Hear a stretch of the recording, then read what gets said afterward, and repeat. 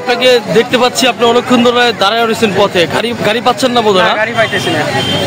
জুরাইন থেকে গুলিস্তান অবধি রাস্তার মধ্যে আপনার ওই অটো চালক বা ব্যাটারি চালক গাড়ি যারা ওরা চালায়, যারা এর জন্য কি রাস্তা বন্ধ রাখছে?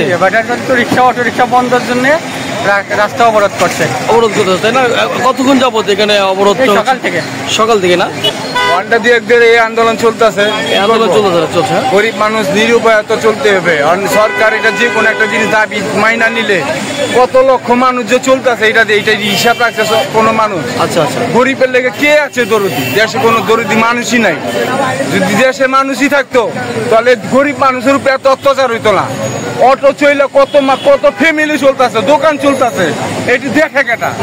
আছে কে বলেন আমাদের? আছে এটা কেটা এই দেশে? এই অবরোধ নাকি প্রধানমন্ত্রী আসলে হেই তো দেশ ছেড়ে পলাইছে গরিবের দিকে না। বাংলাদেশের শ্রেষ্ঠ সমাজের শ্রেষ্ঠ মানুষ, আমরা তাদের কথা একটু রাখি।